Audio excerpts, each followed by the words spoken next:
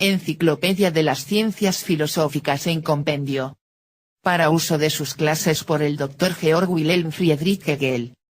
Profesor ordinario de Filosofía en la Real Universidad Federico Guillermo de Berlín. Tercera edición, 1830. Prólogo a la segunda edición, 1827. Página 34. Nota 1.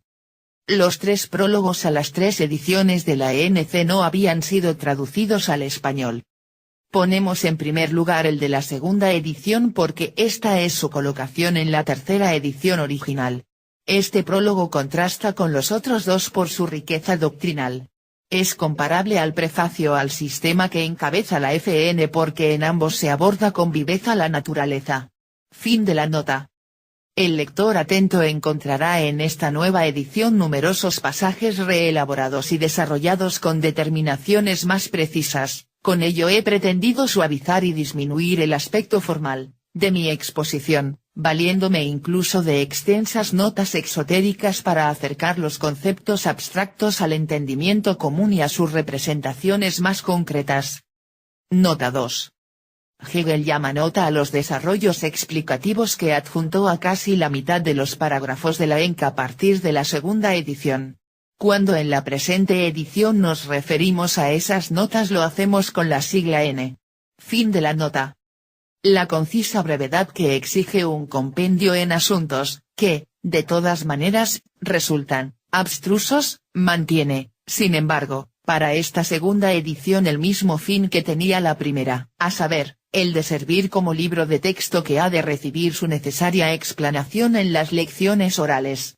El título de enciclopedia podría parecer a primera vista que permite un menor rigor en el método científico y un enlace, más, extrínseco, de los contenidos del libro, pero ocurre que la naturaleza del asunto comporta que la conexión lógica deba permanecer como base, de la exposición. Demasiadas causas y motivos habría que parecerían demandar que me explicara sobre la posición extrínseca de mi filosofía respecto de otras actividades espirituales y no espirituales de la cultura contemporánea, cosa que en un prólogo solo podría hacerse de manera exotérica, pues esas actividades, aunque ofrezcan una relación con la filosofía, no admiten el modo científico ni se dejan, por tanto, convertir en filosofía, sino que conducen su discurso desde fuera y por de fuera de ella. Es antipático e incluso odioso colocarse sobre ese suelo ajeno a la ciencia, pues un tal explicarse y discutir, extrínseco, no fomenta aquella comprensión, filosófica, que es lo único que puede tener algo que ver con el conocimiento verdadero. Nota 3. Se haría antipático y odioso porque tendría que polemizar valiéndose de razones que el adversario no podría comprender. Las tendría por petulantes en tanto esas razones solo podrían valer en el interior del discurso filosófico, concatenado con arreglo a una lógica que le permanecería extraña. Fin de la nota. Sin embargo, traer a colación algunos aspectos de la cuestión puede ser útil y necesario.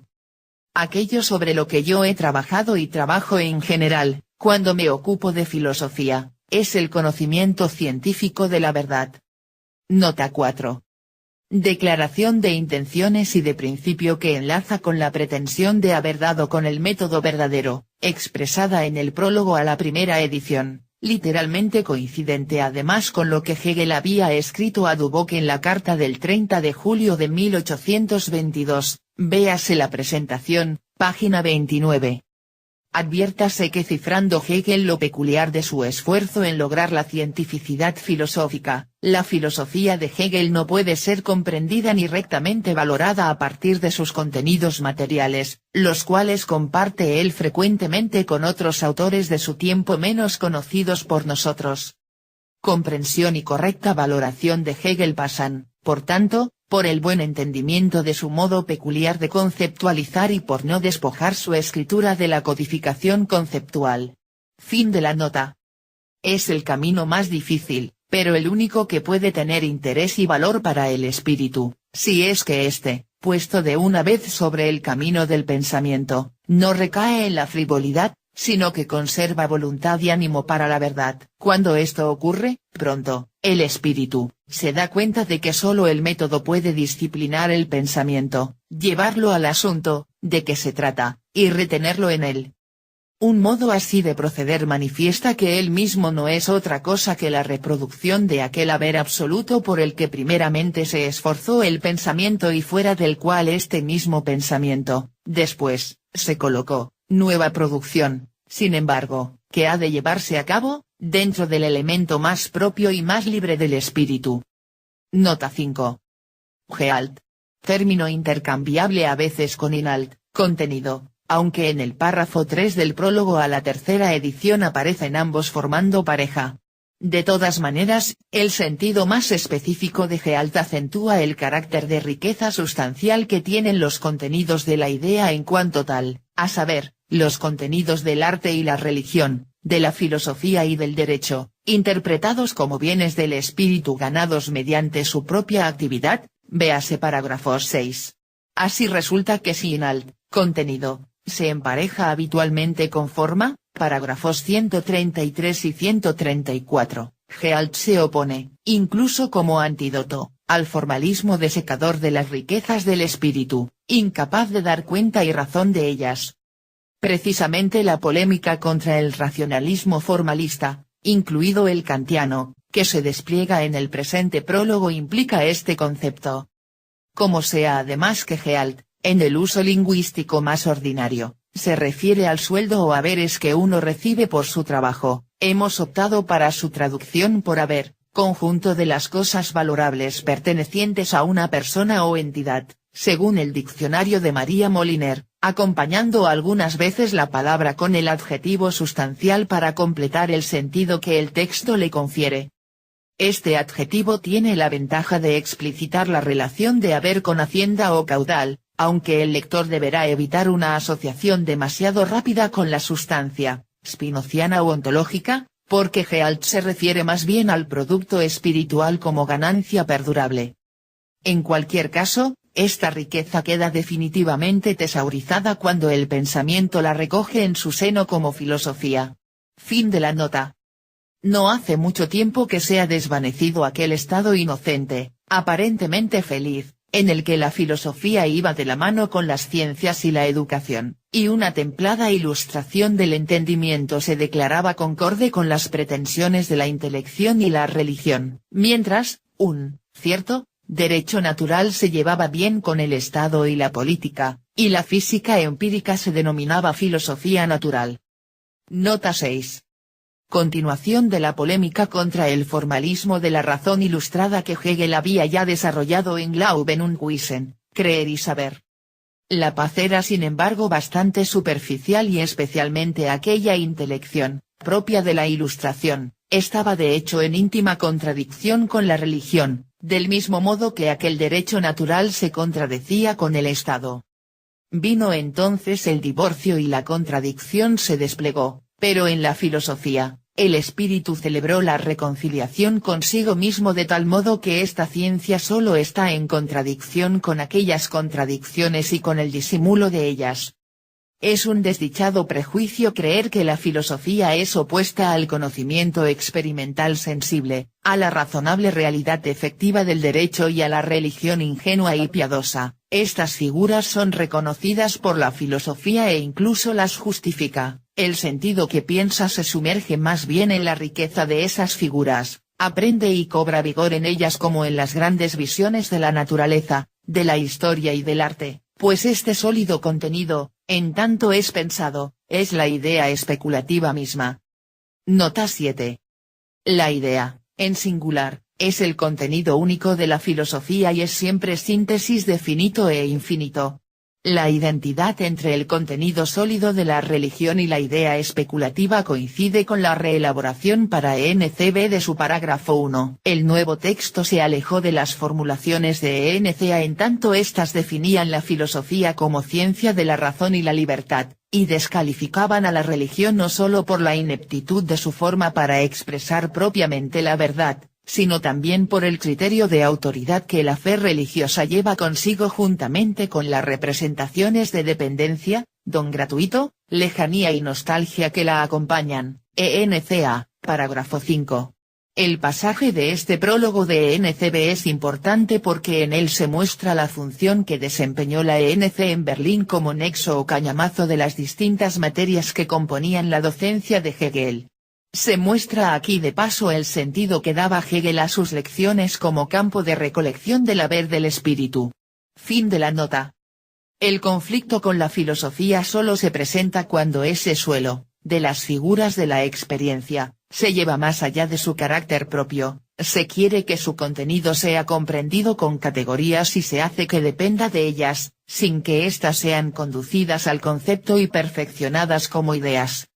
El importante resultado negativo en el que se encuentra el entendimiento propio de la cultura científica universal, a saber, que sobre el camino del concepto finito, o representación, no es posible ninguna mediación con la verdad, acostumbra a sacar la consecuencia opuesta a la que reside de modo inmediato en aquel resultado.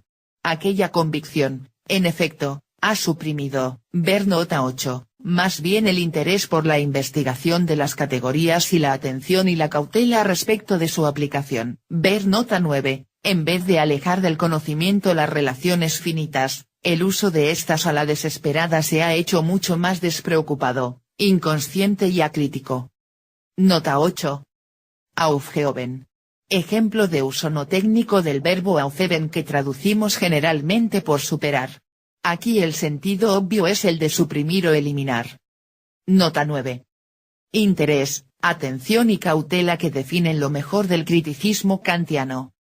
A partir del malentendido de que la insuficiencia de las categorías para alcanzar la verdad comporta la imposibilidad del conocimiento objetivo, se concluye la justificación del hablar y condenar desde el sentimiento y desde la opinión subjetiva, en el lugar, que debería ocupar, la demostración se presentan aseveraciones y narraciones de lo que, dicen, se halla en la conciencia como hechos, lo cual se tiene por más puro cuanto más acrítico, ver nota 10. Nota 10. BL refieren esta alusión a las mismas doctrinas criticadas en el parágrafo 444n, a saber, la psicología empírica de Kant y su continuación en las antropologías psíquicas de Schulze y Fries. Fin de la nota. Sobre una categoría tan enjuta como la inmediatez, ver nota 11, y sin mayor investigación de ella, se quieren colocar las aspiraciones más elevadas del espíritu y desde esta misma categoría se quiere decidir sobre tales aspiraciones. Nota 11. Primera alusión de este prólogo a la doctrina de Jacobi. Fin de la nota. Sobre todo cuando se discute de cuestiones religiosas, ocurre que la filosofía es marginada expresamente, como si de esta manera se evitara todo mal y se consiguiera la seguridad contra el error y la ilusión, y a continuación se dispone la investigación de la verdad desde supuestos de cualquier procedencia y mediante raciocinios, ver nota 12, eso es, utilizando las determinaciones usuales del pensamiento tales como esencia y fenómeno, razón y consecuencia, causa y efecto, etc., o utilizando también el modo de sacar conclusiones que se atiene a esas o aquellas relaciones de la finitud. Nota 12. Raisonnement. Con este galicismo Hegel alude un tanto despectivamente al modo de razonar, errante y rapsódico, de la filosofía popular de la Ilustración. El traductor prefiere raciocinio a razonamiento en memoria de la distinctio rationis ratiocinantis que la escolástica entendía como distinción meramente verbal, sin fundamento en la cosa misma, en oposición a la distinctio rationis ratiocinatae que la razón hace con fundamento objetivo. Esta opción del traductor intenta, por tanto, preservar el sentido peyorativo que Hegel da a la palabra, a saber, una manera débil y superficial de enhebrar pseudorazones. Fin de la nota. Se han librado de los malos, pero, el mal se ha quedado, cita del Fausto de Goethe. El texto citado se encuentra en el fragmento, Cocina de Brujas. Y el mal es ahora peor que antes, porque nos confiamos a él sin sospecha ni crítica, como si aquella calamidad que ahora se mantiene alejada, la filosofía, fuera otra cosa que la búsqueda de la verdad, pero con conciencia de la naturaleza y valor de las relaciones de pensamiento que vinculan y determinan todos los contenidos. Su peor destino, sin embargo, debía experimentarlo la filosofía en manos de los que se ocupan de ella y, ora aprehenden, ora enjuician. Es el factum de la vitalidad física o espiritual, especialmente el de la vitalidad religiosa, lo que se desfigura por aquella reflexión filosófica, incapaz de captarlo. Este aprender, sin embargo, tiene de suyo el sentido de elevar inicialmente el hecho a algo sabido y la dificultad reside en ese tránsito desde la cosa al conocimiento, tránsito que, siempre, se efectúa por una cierta reflexión. Nota 14. Nadenken. Hemos traducido aquí esta palabra por una cierta reflexión y no simplemente por reflexión para que no se pierda el sentido más obvio y usual que aquí tiene de segundo momento en la consideración de un objeto mediante un desplazamiento de la atención al acto que lo representa. Evitamos así la confusión con el sentido más técnico que Hegel da al latinismo reflexión, usado pocas líneas más arriba para referirse a la filosofía de la Ilustración, y que significará luego la determinación general de la lógica de la esencia, véase los parágrafos 112, 113 y 114, la cual será una corrección crítica de la crítica kantiana de los conceptos de la reflexión. Por eso, más arriba, cuando ha aparecido la palabra reflexión, hemos escrito reflexión filosófica. El punto de partida filosófico. Y esta dificultad deja de estar, por tanto, en la ciencia misma. En efecto, el factum, del que parte, la filosofía es el conocimiento ya dispuesto, y el aprehender sería entonces solamente un repensar en el sentido de un pensamiento subsiguiente, y no de una simple reflexión, solo el enjuiciar exigiría una reflexión en el sentido corriente. Pero ocurre que aquel entendimiento acrítico se demuestra también como poco de fiar en la mera aprehensión de la idea, de la cual, sin embargo, habla expresamente, siente tan poco malestar y tiene tan pocas dudas respecto de los supuestos bien solidificados que él mismo contiene, que es él precisamente el incapaz de repetir el puro factum de la idea filosófica. Este entendimiento reúne admirablemente la doblez dentro de sí, por un lado, lo que le llama la atención en la idea filosófica, es su total desviación, e incluso su contradicción, respecto del uso corriente de las categorías, pero al mismo tiempo ni se le ocurre sospechar que haya otra manera de pensar distinta de la suya y que ésta se ejercite, efectivamente por alguien. No sospecha, ese entendimiento, que él, consiguientemente, debiera ponerse a pensar de otra manera. Y así sucede que por un lado retiene la idea de la filosofía especulativa según su definición abstracta, creyendo que bastará una definición para que la cosa aparezca de suyo clara y acabada, definición que solo tiene su regla y piedra de toque en representaciones previas, mientras a la vez ignora, como mínimo, que tanto el sentido como la necesaria demostración de una definición solo reside en su desarrollo y que de éste procede ella como resultado. Ahora bien, como sea que además, la idea es en general la unidad concreta y espiritual, mientras que el entendimiento consiste en comprender las determinaciones conceptuales en su abstracción y por ende en su unilateralidad y finitud, resulta entonces que esa unidad se convierte en identidad abstracta y carente de espíritu en la cual, por tanto, no se da la distinción, sino que, en ella, todo es uno, todo es una misma cosa, incluso el bien y el mal. Por ello ha sido aceptado generalmente el nombre de sistema de la identidad o de filosofía de la identidad para la filosofía especulativa. Nota 15. Según B.L. la fórmula todo uno como compendio de la doctrina de Spinoza que Jacobi había esgrimido en su conocida conversación con Lessing, había sido central en el pensamiento de Hegel en su época de Frankfurt y en los primeros tiempos de su estancia en Jena. En este lugar, sin embargo, bajo la fórmula todo uno piensa Hegel de manera indeterminada en formas más recientes de spinozismo y en particular en la filosofía de la identidad de Schelling tal como se había expresado en su Bruno y en la exposición de mi sistema de filosofía. También según B.L., la identidad de bien y mal debía referirla a Hegel, más que a Schelling, a Giordano Bruno cuyo pensamiento conocía probablemente a través de Boole, Johann Gottlieb, Geschichte der Neuen Philosophie, Göttingen, 1800, Página 727. De todas maneras, si filosofía especulativa es la manera que tiene Hegel de decir mi filosofía, es claro su interés en que ésta no se confunda con la filosofía de la identidad schellingiana.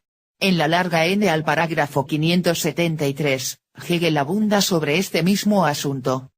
Pero, si alguien dijera, como confesión de su fe creo en Dios Padre, creador del cielo y de la tierra, causaría sorpresa que, después, viniera otro a sacar la consecuencia de esa confesión de que, siendo así que el creyente, cree en Dios creador del cielo, considera por tanto a la tierra como no creada y a la materia como eterna. El hecho, enunciado, es correcto, es decir, que el creyente ha expresado en su confesión que cree en Dios creador del cielo, y sin embargo, también, ese hecho es enteramente falso tal como ha sido captado por el otro, tan falso es, que este ejemplo será tenido por increíble y trivial. Y sin embargo, esta violenta partición por la mitad es lo que ocurre cuando se trata de la comprensión de la idea filosófica, de manera que en este caso y para que no se pueda entender mal cómo está constituida aquella identidad que, según aseguran, es el principio de la filosofía especulativa, se añade una enseñanza clara y el rechazo correspondiente, se dice, por ejemplo, que el sujeto es distinto del objeto, o también que lo finito es distinto de lo infinito, etc. Y rechazan entonces la idea especulativa, como si la unidad espiritual concreta fuese en sí misma carente de determinación y no contuviera dentro de sí la distinción, como si hubiera alguien que no supiera que el sujeto es distinto del objeto, y lo infinito, distinto, de lo finito, como si la filosofía, profundizando en su sabiduría académica, debiera recordar que fuera de la academia también hay sabiduría para la cual aquella distinción es algo bien sabido. Página 36.